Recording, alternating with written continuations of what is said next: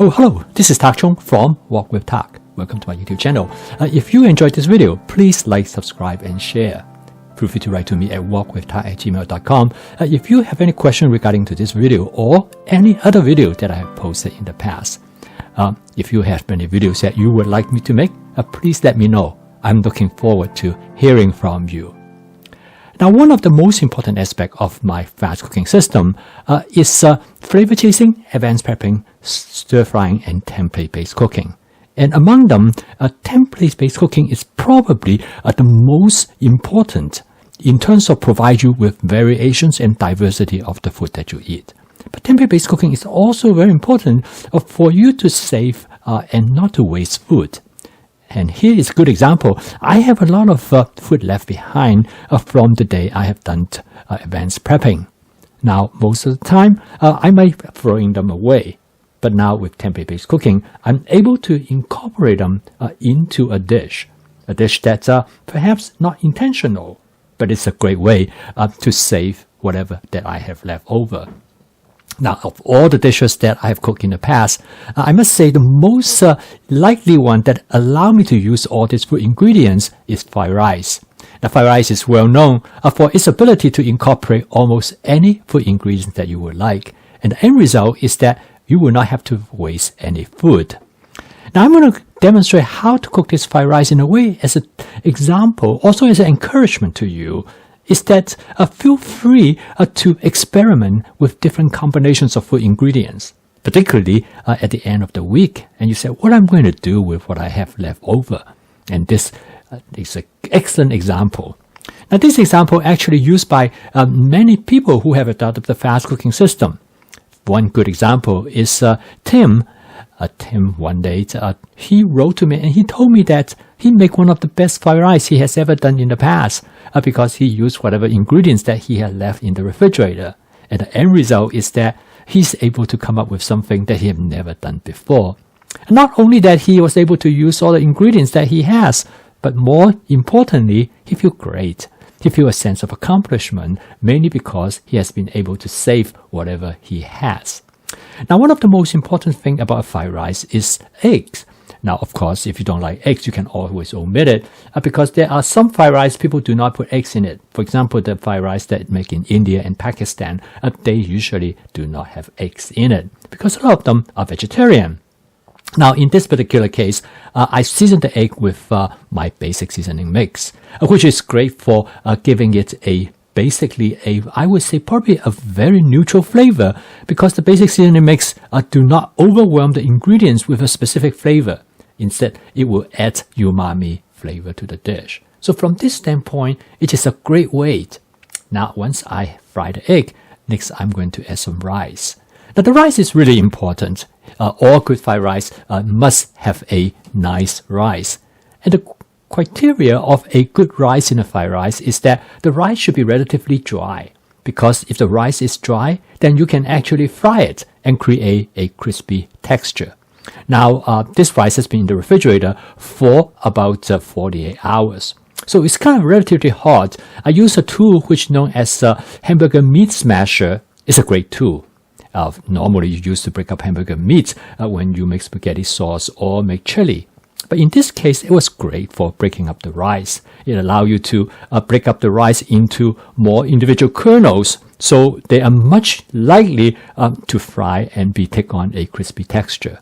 And using this tool, you can break it up really very easily. Now, before I discover how to use these tools, I used to break it with my wok spatula. Unfortunately, that makes a lot of mess. Now, so this is a great tool to have. And if you don't have one, you should pick one up. It costs only about a few bucks, and you will find it to be indispensable for making fried rice. Now, when you cook fried rice, the wok is essential. Now, you can stir fry almost any type of dishes in a skillet or in a frying pan. But when you make fried rice, you better have a wok because it is very easy for you to spill the rice out of the wok.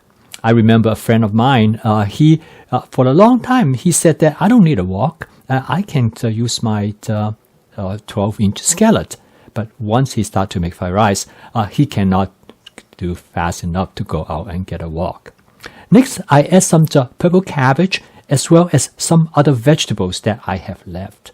Now again, a fried rice is essential to have some different textures. And vegetable is a great way to give fried rice the texture. It provides the variations because some of the vegetables are more crispy and some are soft. And it is the contrast of this texture is what makes a fried rice great.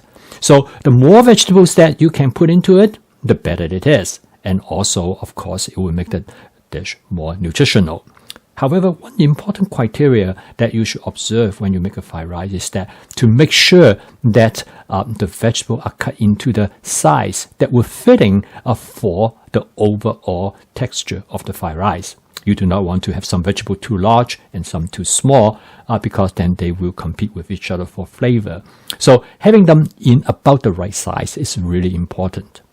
Now, you notice that when I do the stir frying, there's nothing stick to the bottom surface of the wok. This is really important.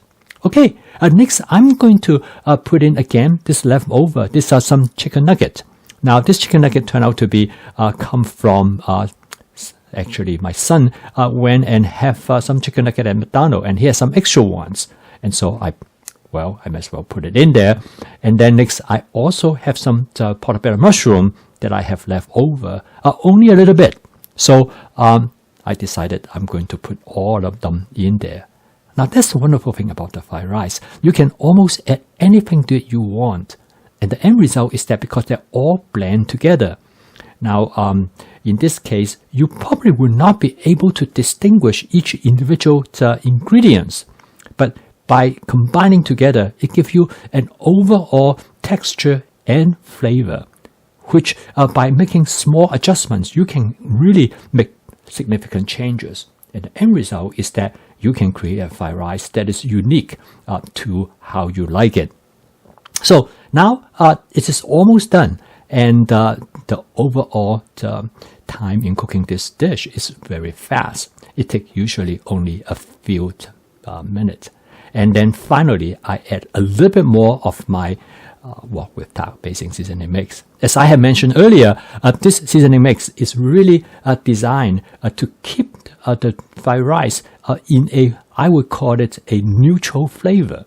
So now, here is where you can start to really make adjustment.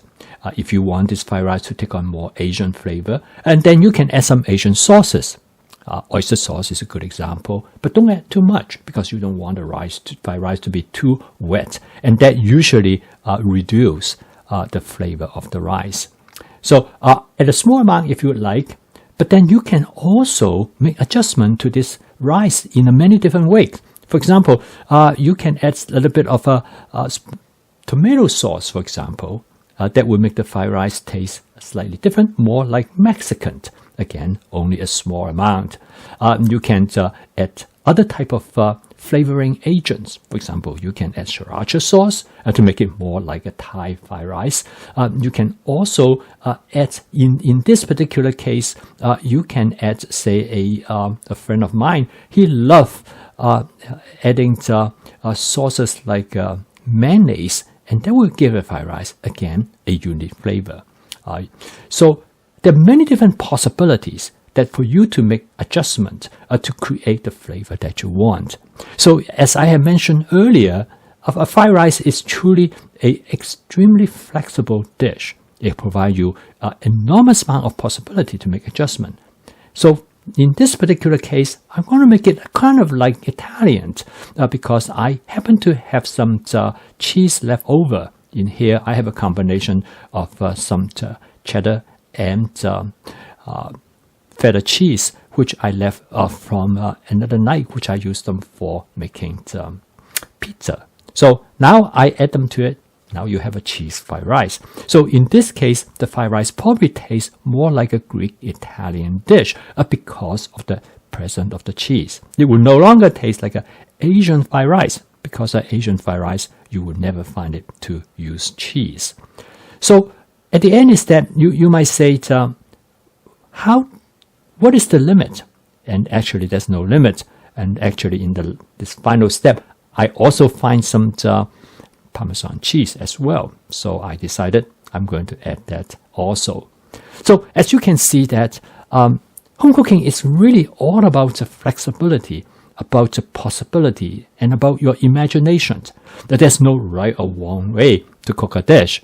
The only right way is that you enjoy what you cook. And the only wrong way is that after you cook it, you said, well, this is not something I like. So my advice to you is that be flexible and also be audacious and to create dishes that perhaps nobody has ever cooked before. And the best way is that when you have advanced prepping, particularly when you toward the end of your week, you have whatever left over, you can take advantage of that and experiment with it. And as long as you understand the template and get the basic aspects of the template right, I know the dish will turn out great. So I post a video each day to help you to make home cooking as part of your daily routine, so you can omit fast and ultra-processed food. If you'd like to learn more about this cooking system, please subscribe to this YouTube channel. So keep on cooking, and I will see you tomorrow.